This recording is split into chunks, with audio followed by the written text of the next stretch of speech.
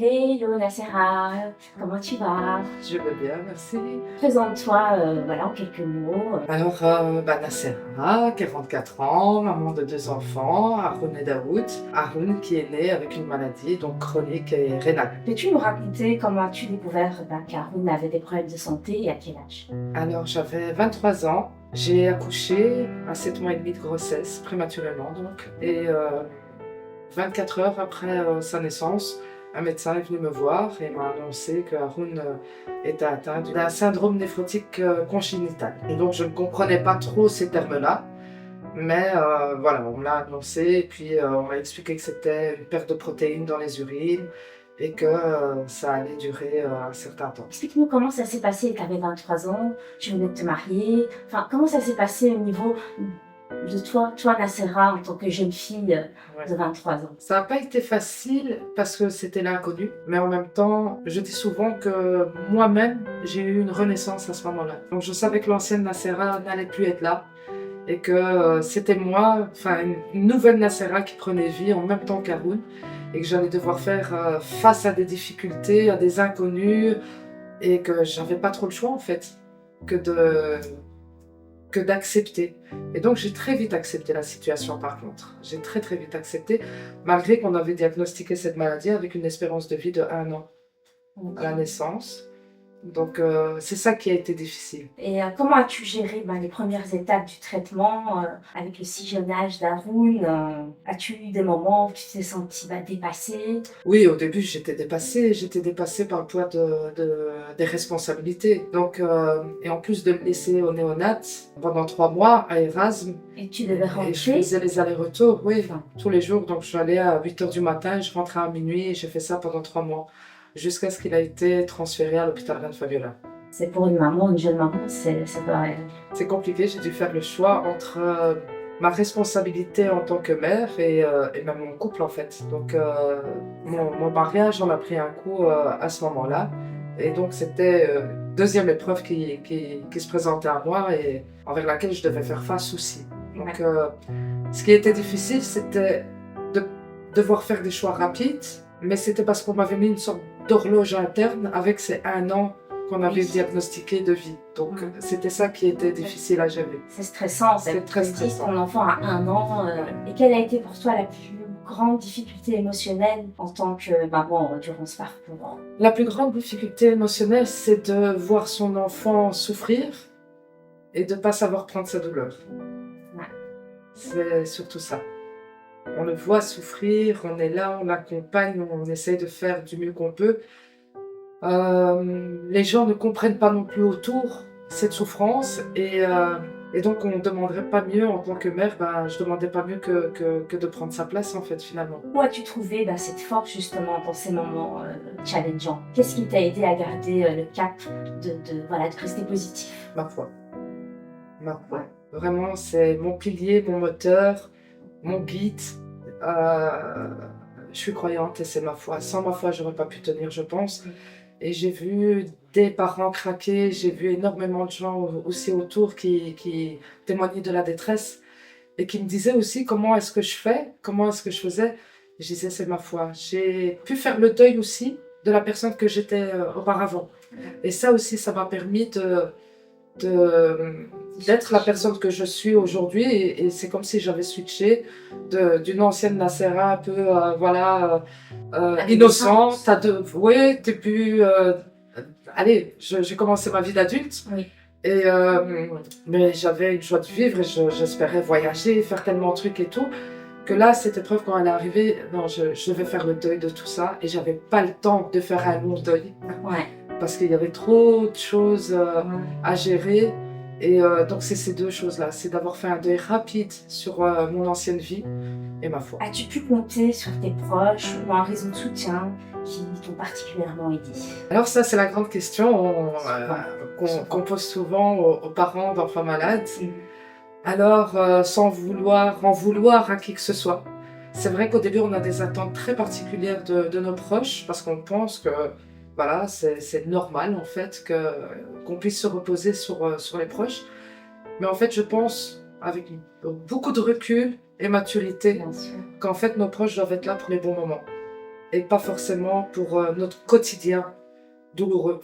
Parce que euh, on doit pouvoir l'accepter, nous, en tant que parents, en tant que maman d'enfants malades.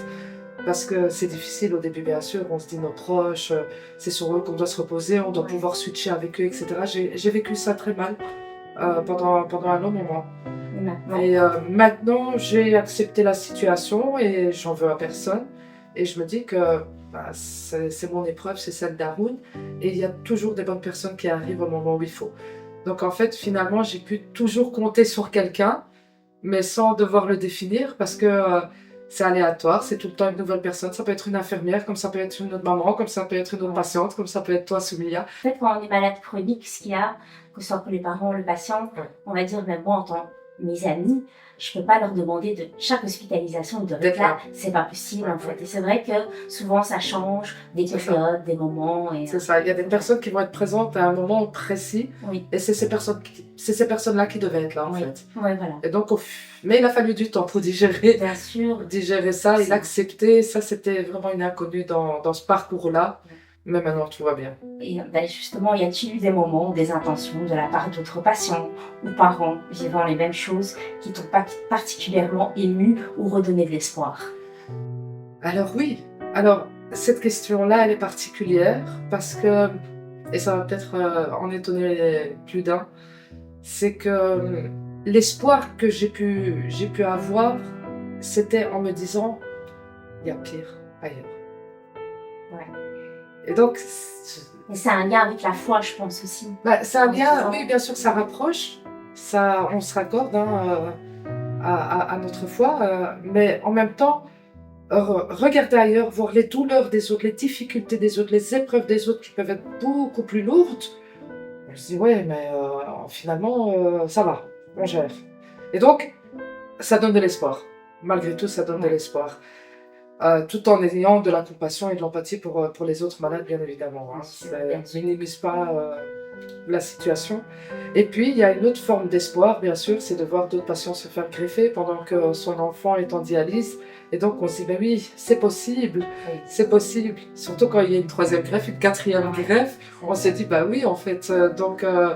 Alors qu'au début, on se dit, oui, ça va être une greffe, c'est la greffe de la chance, c'est la greffe de toute une vie. Oui. Et on ne sait pas que finalement, ben oui, on peut bénéficier de plusieurs greffes aussi. Ouais. Donc ça, c'était les deux formes d'espoir qui m'ont accompagnée. Ouais. Et comment ton enfant, Haroun, a-t-il vécu cette situation au fil des années? Comment as-tu réussi à parler avec lui, avec son frère? Alors ça aussi, c'est le parcours du combattant. Hein. C'est de devoir gérer en tant que maman tout le volet responsabilité, les décisions à l'hôpital, chaque opération, etc. Donc c'est déjà une charge mentale énorme. Et puis il y a la charge émotionnelle de son enfant, les détresses émotionnelles, ses envies des fois de tout laisser tomber. Et là, comment j'ai fait pour l'accompagner? Je parle énormément, j'ai fait des tables rondes avec mes enfants, je faisais ça pendant toute leur adolescence, on se mettait à table une fois par semaine. Et alors, voilà, on faisait le bilan de la semaine, un peu comme si on était en société. Et donc, on faisait le tour de table et on pouvait se dire chacun ce qui allait chez l'un et chez l'autre, ce qui n'allait pas chez l'un et chez l'autre. Et c'est comme ça que je les ai accompagnés au niveau émotionnel. Malgré les défis, quels sont les moments heureux ou les petites victoires que tu retiens d'Haroun?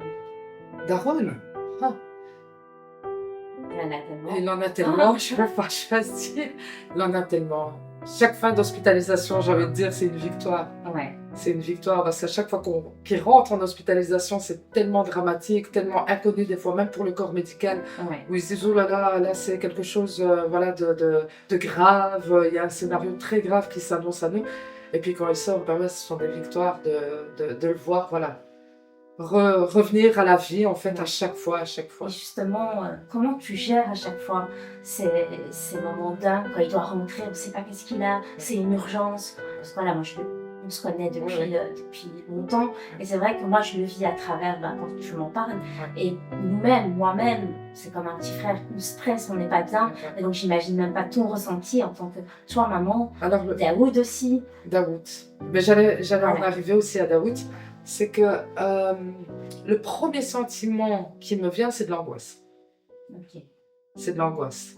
En me disant, ok, mais j'étouffe vite cette angoisse et je me mets en mode soldat. Ouais. Mais est-ce que la Nacera d'il y a 23 ans, elle ressort au tout début quand on te dit il est parti en urgence en ambulance? Oui, ça c'est... Elle revient. Elle revient. Ouais, Elle revient. Elle revient comme si c'était l'annonce de la maladie. ouais. Et puis, voilà, je me mets cette armure et je me dis, je vais postposer mes émotions. Tu te mets en mode guerrière. Je me mets en mode guerrière, je fonce, Ouais. je suis concentrée, je fais abstraction de toute émotion parce que je dois pouvoir accueillir celle de mon fils et pouvoir l'accompagner. Donc les miennes, je les mets de côté.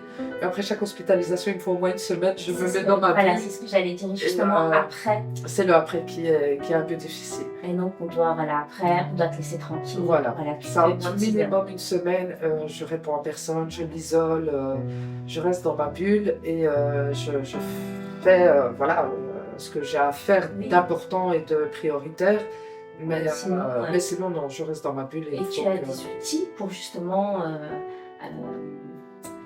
gérer cette émotion-là. cette émotion-là après toutes ces après l'hospitalisation et tout. Alors, je n'avais trouvé que cet isolement Oui. comme solution. C'était la seule qui se présentait à moi. Tant que lui était en bonne santé, qu'il était à la maison sous mes yeux, voilà, tout va bien. Et l'outil a été ça pendant très longtemps, jusqu'à récemment. Récemment, j'ai commencé une thérapie de MDR, où je me suis rendu compte qu'en fait, toutes ces années, j'avais entassé des traumatismes les uns sur les autres et que chaque annonce d'hospitalisation, en fait, c'était un choc. C'était un choc, l'annonce de la maladie, un choc. Et qu'en fait, au fur du temps avancé avec ça, c'était trop lourd. Voilà. C'était trop lourd et je me suis dirigée donc vers la thérapie de MDR, qui a été très libératrice, où j'ai pu vraiment faire le deuil en fait de tous ces événements-là. Ouais. Et donc voilà, je le suggère à tout le monde, se diriger vers ce type de thérapie bref et efficace. Ouais. Merci beaucoup. Et pour Daoud, la petite parenthèse, pour Daoud, ça a été... alors ça, c'est le volet du frère ou de la sœur de l'enfant malade qui est souvent effacé, qui doit, lui, faire sa vie, en fait, en parallèle de tout ça, avec toutes les émotions qui vont avec. Ouais. Et donc, Daoud a été aussi un guerrier à sa manière, parce qu'il a dû s'autogérer très très jeune. Et ça, pour ça, je suis très très fière de lui, autant que fière d'Haroun. Mais particulièrement, Daoud a pu démontrer qu'il avait une force intérieure, il l'a toujours. Et ça, je suis très émue à en reparler parce que c'est incroyable comment un petit enfant peut aussi, à sa manière, gérer la chose. Ça n'a pas été facile tout le temps, parce que avoir sa maman absente, qui est tout le temps à l'hôpital, et donc lui vivre sa vie de son côté, et me voir que le soir, des fois pas me voir parce que je devais dormir avec Haroun à l'hôpital. Donc il était chez la famille, il était souvent en garderie, à l'école, etc. Donc ça a été très très difficile pour lui. Mais voilà, on continue à espérer que les choses avancent et continuent dans une belle harmonie. Quel message voudrais-tu transmettre aux autres parents qui traversent cette situation? De garder espoir, toujours, d'en parler, parce que je me suis rendu compte, tu sais que j'ai créé aussi une association et on se complète. Voilà, on se complète. Oui. Et donc, à travers cette expérience-là, justement, je me suis rendu compte qu'il y avait énormément de mamans en difficulté, qui n'étaient pas comprises ni de leur entourage ou des amis, ou alors qui ne voulaient juste pas en parler. Et je trouve ça dommage parce qu'il faut en parler. Ouais. Alors, c'est difficile de trouver les personnes qui nous comprennent. C'est ça. Mais il ne faut pas hésiter à en parler. Je dis qu'il ne faut pas étouffer ce qu'on ressent. Il ne faut pas étouffer et de garder espoir, parce que l'espoir est là pour aussi se vivre.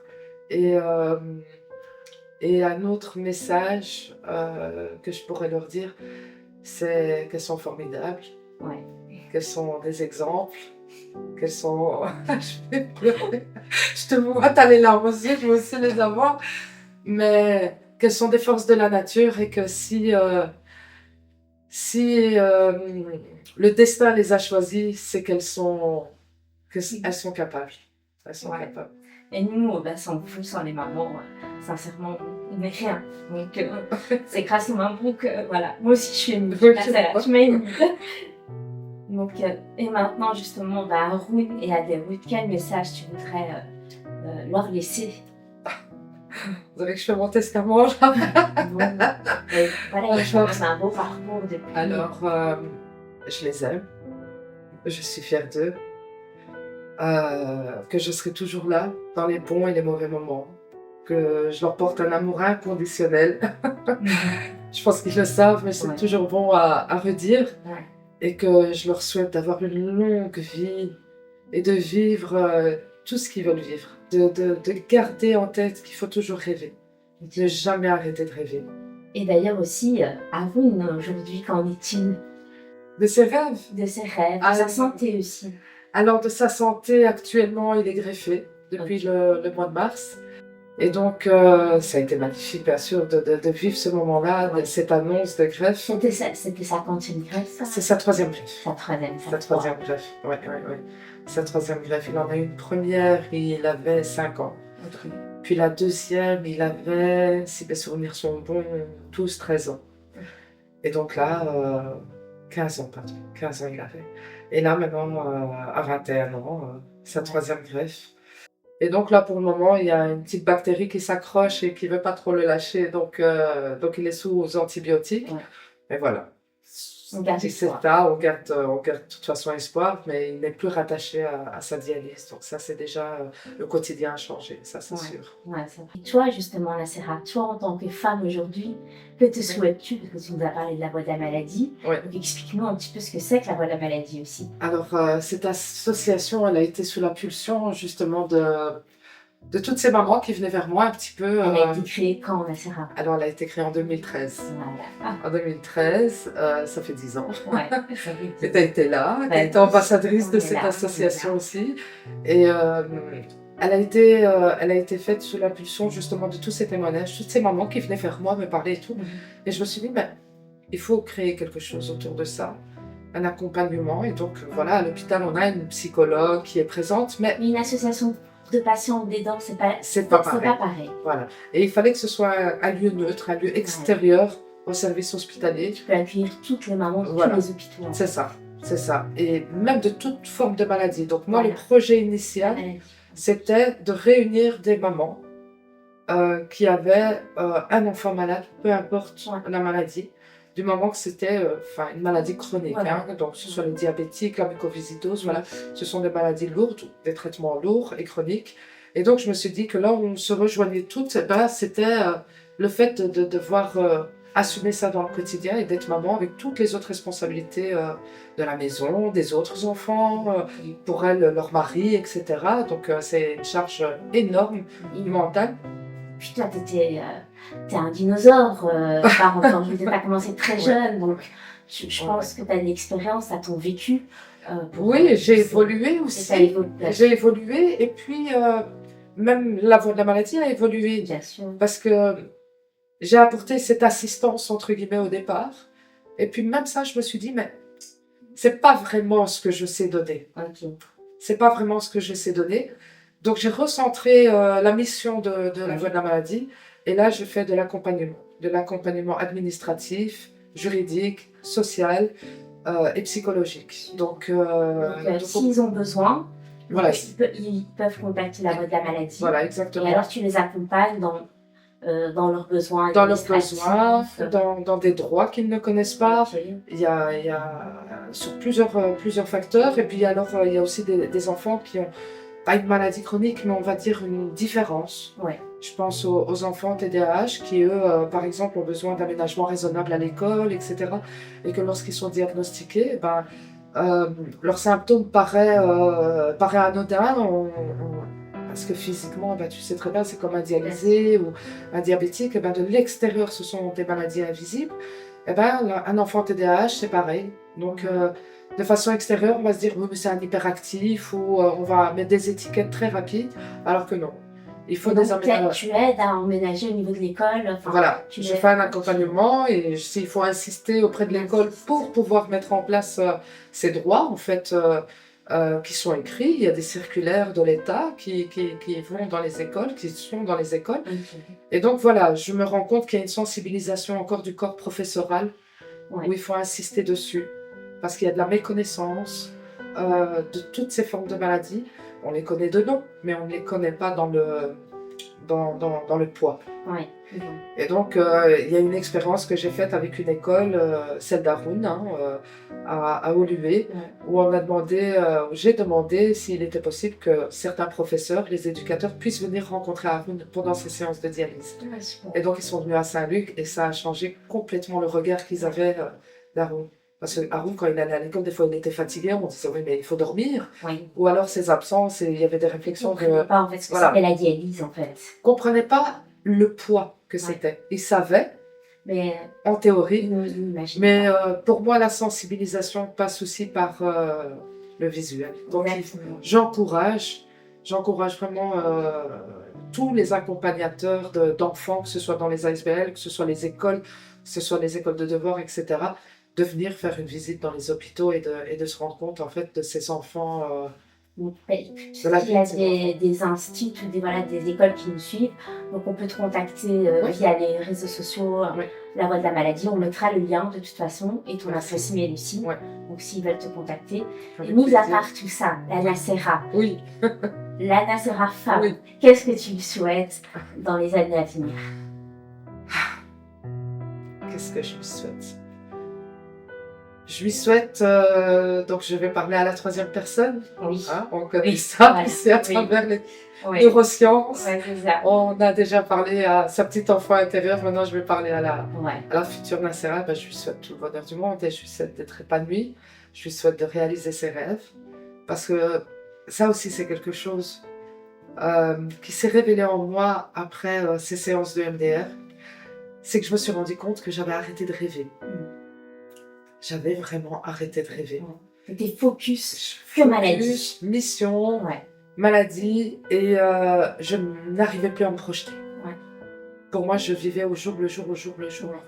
Et ça a été très libérateur. Maintenant, je me permets de rêver, de me voir professionnellement, de me voir même à l'étranger, de me voir faire plein de choses. Et donc c'est pour ça que je dis aux parents et même aux enfants malades, ne cessez jamais de rêver. C'est vraiment un curseur très très important pour tenir et pour avancer surtout. On arrête de rêver, on stagne finalement. Exactement. Merci Nacera, en tout cas merci de nous avoir reçus. On mettra les liens pour te contacter et on se revoit très bientôt. Merci beaucoup. Merci beaucoup.